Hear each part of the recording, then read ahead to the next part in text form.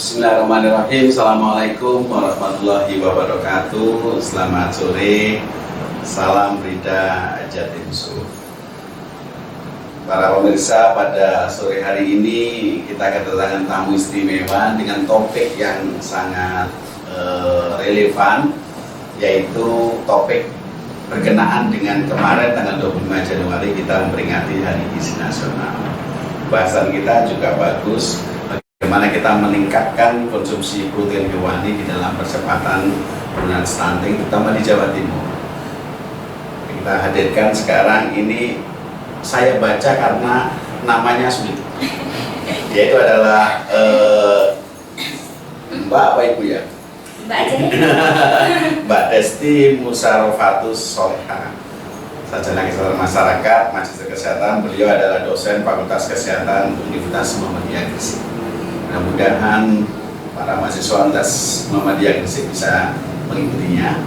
Yang kedua adalah sosok peneliti ahli muda di Brida Jawa Timur, yaitu adalah Mbak Elia Sugianti, sarjana gizi, magister kesehatan. Kita kupas, mudah-mudahan 25 menit ke depan kita bisa memberikan arti kepada masyarakat Provinsi Jawa Timur yang mendengarkan. Kita lanjut yang pertama ke Mbak Desti dulu. Stunting masih jadi isu nasional, Mbak Desti. Bahkan Presiden mentargetkan tahun 2024 turun sampai 14% ya begitu ya. Kenapa sih stunting itu menjadi bahkan menjadi indeks kinerja utamanya pemerintah Republik Indonesia? Bisa dijelaskan Mbak Desti? Iya, baik. Terima kasih Bapak. Jadi sebenarnya stunting itu sekarang jadi ini ya, naik daun. Naik daun. Jadi tren. Multisektoral sedang membahas ini gitu ya, bahu-membahu untuk menyelesaikan permasalahan stunting, berupaya untuk menurunkan angka stunting ini. Kenapa sih hampir semua sektor gitu ya membicarakan ini, berdiskusi berkaitan dengan ini? Karena memang ini berkaitan dengan sumber daya manusia yang akan datang. Karena memang kita tahu bahwasanya stunting itu kan bisa dibilang masalah gizi kronik begitu ya Pak ya. Masalah gizi kronik itu kan tidak ada secara tiba-tiba gitu ya. Jadi berbagai referensi menyebutkan bahwa sebenarnya stunting itu berkaitan erat dengan kurangnya asupan gizi dari 1000 HPK. 1000 HPK hari pertama kehidupan. Jadi itu adalah dimulai dari masa kehamilan, kemudian dilanjutkan dengan si anak ini berusia 2 tahun. Sampai anak usia 2 tahun ya.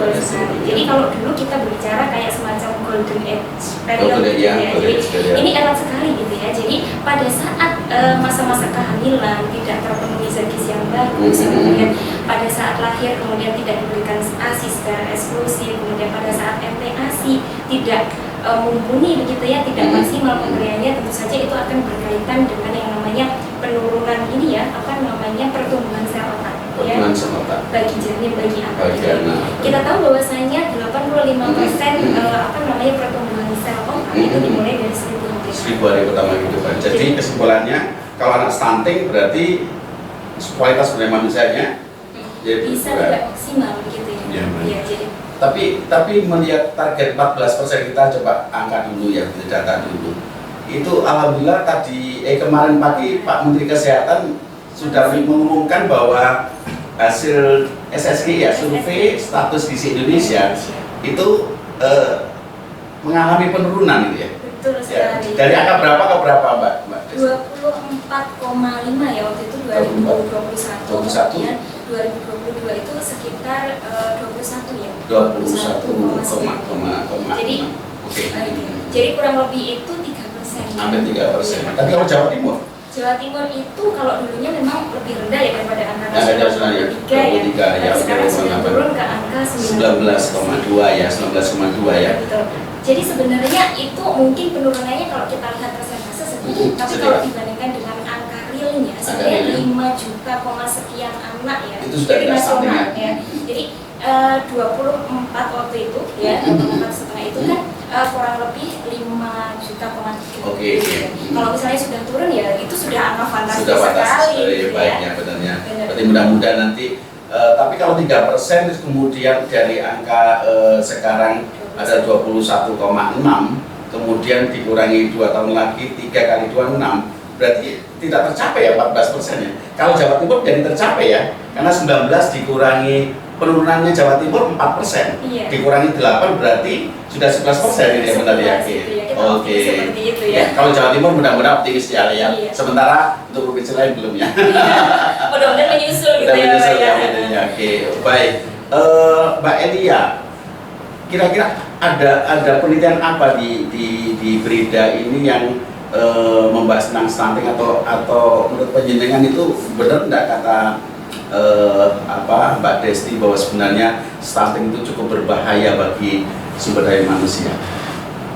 Iya, sejak tahun 2018 Bapak, itu dulu Balitbank itu sudah melakukan penelitian. Kami mengkaitkan antara defisiensi ionium dengan stunting. Oh, siap. Tahun 2018. Dan kami melakukan analisis terhadap konsumsi protein hewani, itu nilainya rendah, masih rendah, ada di 42%. Oh, 42% konsumsi protein hewani yang dengan teliti itu rendah ya. Berarti di bawah kebutuhan yang dengan teliti ya, anak-anak yang seharusnya ya. Terus di tahun 2019 kita juga melakukan penelitian terkait dengan determinan kejadian stunting. Itu juga di persentase konsumsi sehari satu porsi itu di angka 25%. Oh iya, masa 25% ya. Jadi terus di tahun 2020 Bapak, itu kaitan antara ketahanan pangan dengan stunting itu juga rendah. Jadi selama dari 2018 ke 2022, jadi protein hewaninya itu masih sangat rendah di level kita. Berarti dari 3 penelitian atau 3 kajian yang dibuat oleh Mbak Elia ini bisa disimpulkan bahwa konsumsi protein yang rendah itu menyebabkan stunting. Ya, betul. Oke. Jadi matching mungkin ya dengan tema hari gizi. Oh gitu, benar ya, benar ya. Peningkatan protein hewani dapat juga. Tapi kalau ada yang mengatakan bahwa ini bukan faktor kemiskinan, tapi dari kajian penjaringan itu memang karena faktor kemiskinan atau karena pola asuh ya? Karena lebih ke pola asuh. Jadi Oh. di 2022 kemarin itu justru stunting ditemukan di rumah tangga yang tahan pangan. Oh, masa. Jadi anak yang stunting itu belum tentu dari keluarganya tidak kuat membeli protein hewani gitu ya? Akses pangan yang Oh, dari karena orang tuanya tidak memberikan tidak. kepada anaknya protein hewani ya? Gimana kemarin Mbak Desti gimana? Iya, benar sekali. Jadi itu memang berkaitan dengan habit ya. Habit, gitu ya. Jadi mungkin sedikit sharing ya. Jadi akhir tahun lalu 2022 itu kan Forum Rektor Indonesia itu bekerjasama dengan BKKBN. Nah, kemudian itu kan menyasarnya adalah PJ-PJ-nya itu adalah semua perguruan tinggi ya yang ada di kota atau wilayah tersebut ya. Kebetulan kami yang dari Umum Gresik pun itu akhirnya membuat sebuah intervensi gitu ya untuk di daerah di Kabupaten Gresik, terutama untuk di Lombus ya, lokasi fokus untuk penurunan stunting ya. Di Gresik itu kurang lebih ada 12 desa. 12 desa. 12 desa. Tapi waktu itu yang saya dampingi adalah ada 2 desa. 2 desa. 2 desa kita lakukan pendampingan itu kurang lebih 30 hari. Kita memang masih 30 hari. Oke, ya. Jadi memang kita assessment data awal itu yang menunjukkan bahwasanya memang perilaku pola asuh gitu ya. Itu terlihat sekali ya dari recall harian asupan protein itu sangat rendah, terutama untuk anak-anak balita gitu. Dan itu memang terjadi pada terutama di daerah-daerah yang menjadi lokus gitu. Nah dari situ kan mungkin kita bisa sinkron ya jadi memang asupan protein hewani yang rendah itu mempunyai resiko yang lebih besar untuk terjadinya stunting. Gitu. Iya, para pemirsa BCS Brida Jatim Show, ini sudah kelihatan nampak dari 2 narasumber ini bahwa memang rekomendasi atau policy brief dari hasil penelitian di Balitbank dan atau Brida itu adalah memang benar-benar bisa dijadikan evidence base ya, bahwa sebenarnya dengan intervensi pemberian protein hewani yang kaya zinc ya. Betul. Yang kaya zinc itu akan bisa mencegah bahkan bisa menanggulangi stunting. Nah, terus ke depan Mbak Elia kira-kira punya keinginan apa lagi untuk lebih lanjut supaya pola asuh itu meningkat. Menurut penjenengan kuncinya di mana? Kuncinya adalah di komunikasi perubahan perilaku. Komunikasi perubahan perilaku, behavior change communication ya. Oke. Jadi ibu ini karena di hasil penelitian kami kebanyakan ibu itu pendidikannya rendah. Oh, siap. Harus dikampanyekan pentingnya protein hewani untuk anaknya, minimal satu piring itu satu porsi protein hewani. Protein hewani ya, betul ya. Protein hewani ya. Dan protein hewani tidak harus mahal ya, teman-teman ya. Karena ada susu, telur, daging sama ikan ya. Ya benar ya. Banyak di Gresik rekomendasi ikan banyak ya. Iya, karena di sana kan memang kita mengutamakan pangan lokal ya Pak ya. Nah, pangan lokal di sana bandeng tinggi, kemudian udang, Iya, lele gitu iya. ya. Dan pada saat kemarin intervensi pendampingan itu 1 bulan, kita memang sempat membuat inovasi snack ya. Snack yang kaya akan protein hewani. Karena memang kita lihat karena dari pola makan utama itu kan sudah tidak memenuhi. Kemudian ditambah lagi snacknya dari mereka itu dari ciki-ciki dan lain sebagainya. Jadi dibiarkan begitu saja, padahal masih balita gitu ya. Sehingga kita berinovasi itu di situ mengembangkan dari produk pangan lokal gitu ya, membuat dimsum lele dan udang waktu itu ya. Kemudian ditambahkan dengan daun kelor karena memang itu kan sumber zat besi juga gitu ya. Kemudian yang kedua itu yang kita kembangkan adalah stick kayak stick kriuk itu, kemudian di dalamnya itu bandeng sama wortel. Dan itu alhamdulillah sih dalam satu bulan itu kami rata-rata memang dari responden kita itu mengalami peningkatan sekitar 0,8 cm gitu. Oh, siap. Iya. Dalam 1 tahun ya. Dalam 1 bulan Bapak. Padahal dalam 1 bulan gitu ya. Jadi 0,8 cm dalam tapi lihat usianya. Kalau usianya di bawah 2 tahun mesti masuk akal ya. Iya, kan lebih banyak Oh, banget iya, di bawah baik, 2 siap, tahun siap. sih Pak.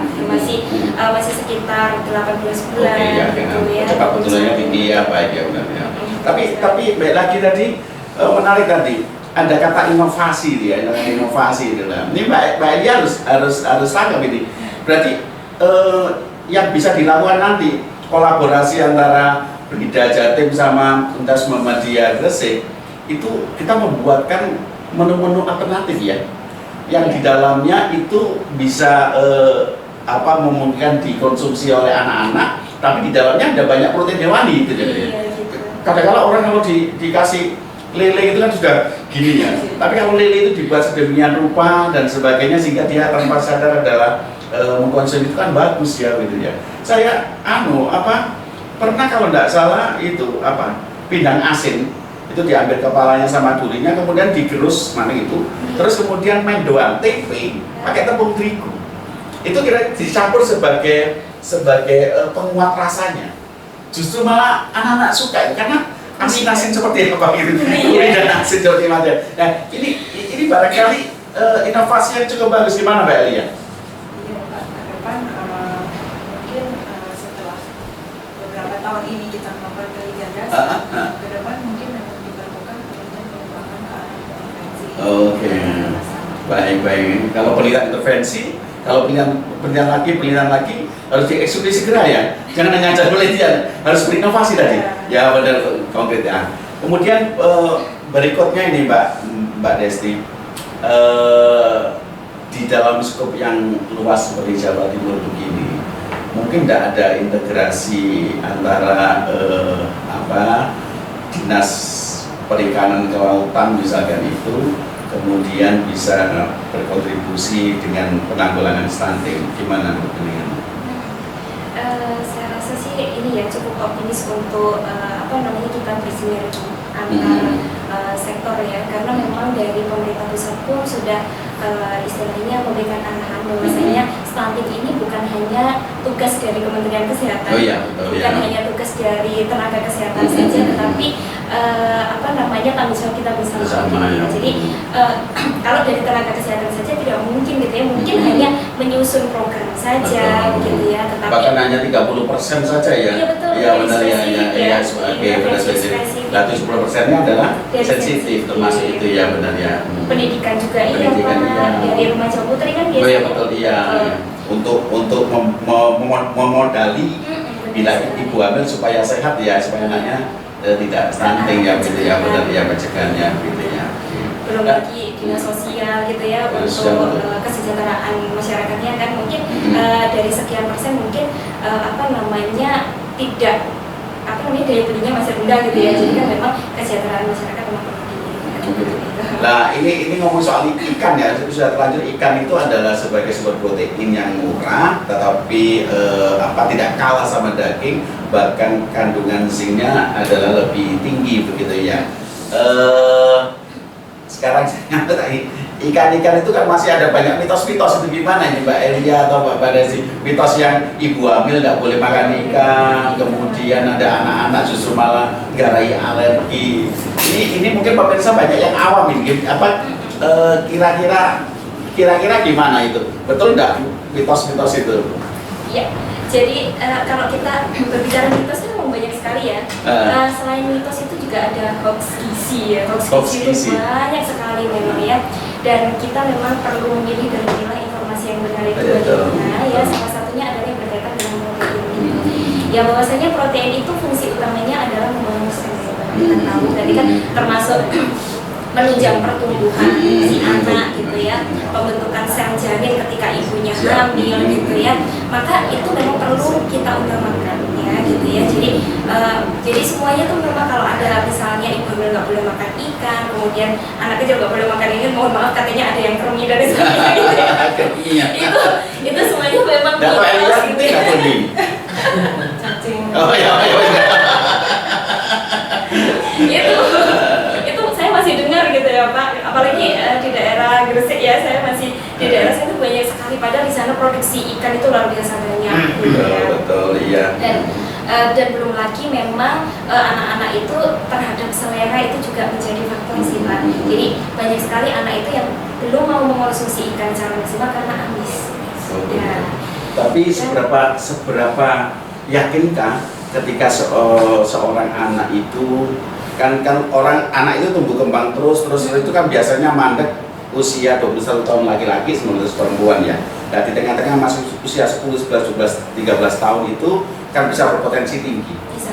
Seberapa yakinkah peneliti dulu? Seberapa yakinkah seorang peneliti kayak Mbak Elia ini bahwa dengan memperbanyak konsumsi protein hewani itu akan menanggulangi stunting? Harus yakin ya? Harus yakin ya? 100% ya? Kalau Mbak Desi mungkin 1000% atau berapa? Biar kamu kalah gitu ya. Sebagai akademisi gimana? Iya, karena memang akademisi itu kan acuannya dari referensi ya, Pak ya. Jadi referensi memang menyatakan bahwasanya untuk pertumbuhan ya, selain aktivitas fisik ya, tetap mengutamakan protein ya, terutama protein hewani. Kenapa? Karena memang nilai biologisnya itu lebih tinggi sehingga lebih mudah diserap oleh tubuh. Betul iya. Karena stunting itu terkait dengan zinc. Kalau 1 on daging aja mengandung 4,5 mg zinc. 1 on udang mengandung 54 mg zinc. Padahal kebutuhan seorang anak itu adalah usia 4 sampai 7 tahun ya. 4 sampai 7 tahun itu cuma hanya 4 mg zinc. Artinya apa? Kalau dia itu kepingin kecukupan gizinya tercukupi, maka dia makan daging 1 on per hari. Bayangkan. Padahal kalau seandainya diganti udang, cuma hanya udang kecil itu 4 biji ya gitu ya, atau pindang asin cuma sekian, ini kayak gini 10 gram dan sebagainya. Jadi itu ya benar ya. Baik, terus ini Pak, uniknya lagi mungkin berbagi ya, sharing. Jadi ada referensi yang menyebutkan anak stunting itu ternyata indera pengecernya itu menurun loh Pak. Jadi makanya kenapa anak yang stunting itu justru nafsu makannya turun gitu. Dan itu salah satunya bisa diatasi dengan zinc. Dengan zinc itu ya, dengan banyak protein hewani karena lebih gurih ya. Benar ya. Bahkan makanan pendamping ASI yang paling disukai oleh bayi usia setelah ASI inklusif ya, dan itu usia 6 sampai 11 bulan atau 7 sampai 12 bulan itu malah kuning telur ya. Kuning telur itu ada berarti memang rasanya enak gitu benar ya, enak ya. Iya lemaknya gurih dan sebagainya. Gurihnya creamy. Nah oke, sekarang mungkin perbincangan terakhir ini, bagaimana sekarang tips atau kunci mengajari ibu-ibu yang punya balita ini ya untuk menyediakan protein hewani ya dalam isi piringku katanya Mbak Lia tadi, kemudian memasaknya, kemudian bagaimana cara memberikan protein hewani kepada anak-anaknya. Tipsnya seperti apa? Ayo Mbak Des. Ya. Tips pertama itu jangan pernah lelah untuk mengenalkan ya. Jangan pernah lelah untuk mengenalkan. Karena semakin kenal semakin sayang mungkin itu ya. Oh gitu, benar ya. Benar. Apa namanya? Saya memang lama kenal sama Mbak Desti ya. Gitu. Semakin sayang. Jadi begini, Bapak, apa namanya kan banyak sekali memang anak-anak itu yang memang tidak mau karena memang awalnya tidak dikenalkan itu. Jadi mulai dari dini, mulai dari MPASI pertama kan banyak sekali itu yang masih beranggapan MPASI pertama itu adalah menu tunggal, Bapak. Sampai sekarang masih banyak yang beranggapan seperti itu. 14 hari sampai 1 bulan pertama di MPASI diberikan menu tunggal. Bayangkan di situ hanya karbohidrat saja gitu ya, atau hanya sayur saja.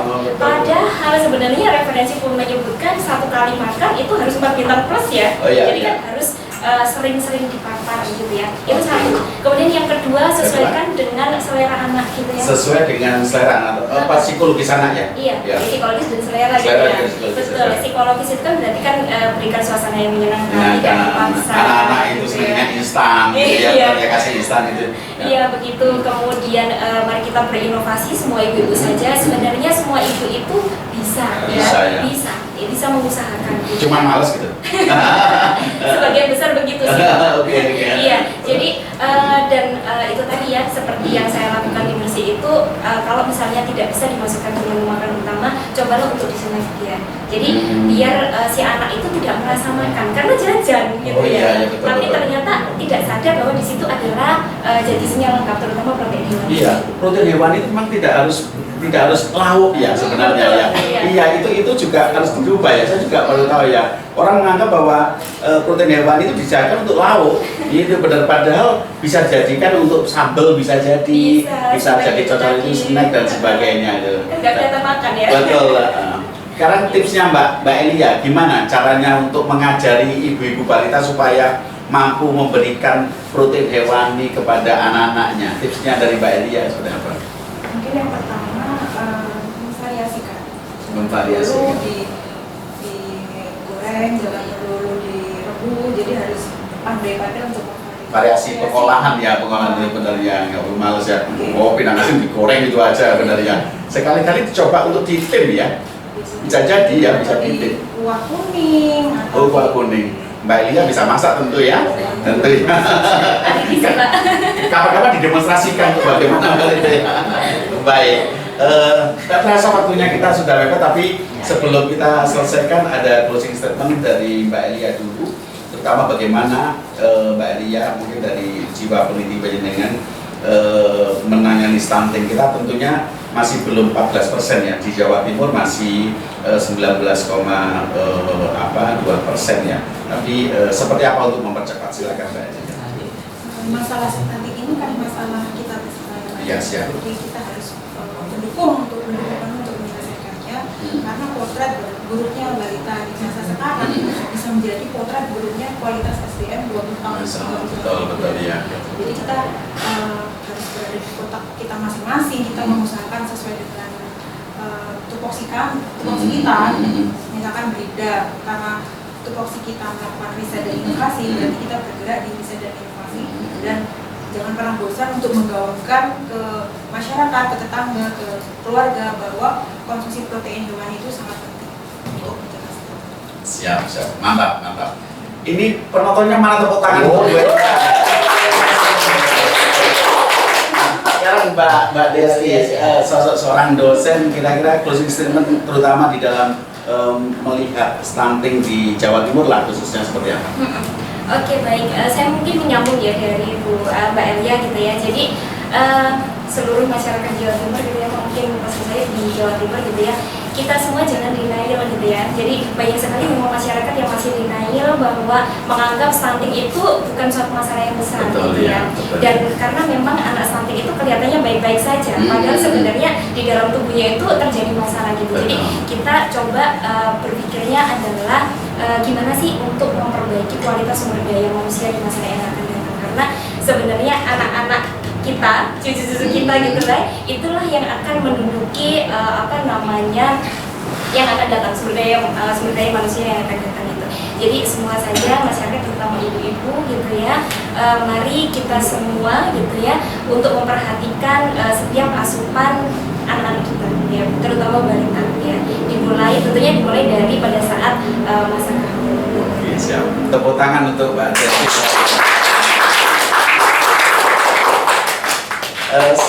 Sekarang saya biasakan untuk menyebut bukan pemirsa tetapi sahabat berita Jatim Show. Kita sudah mendengarkan oleh dua orang Sri Kandi, pakar gizi dan kesehatan, bagaimana membuat stunting di Jawa Timur bisa menurun drastis, karena stunting cukup membahayakan, karena nanti katanya Mbak Elia lahir generasi-generasi yang tidak berkualitas, dan itu cerminan kita sekarang gitu. Ini kan cukup menakutkan itu sebenarnya. Sopo nenek moyangi dengan saya tidak mau disebut gitu kan ya. Tapi tadi mudah-mudahan menjadikan sebuah solusi. Terus berinovasi, sebab inovasi itu adalah katalisator kesejahteraan. Salam Brida Jatim Show. Assalamualaikum. Siap. Atur nuwun ya Desti, Masya Allah ini saya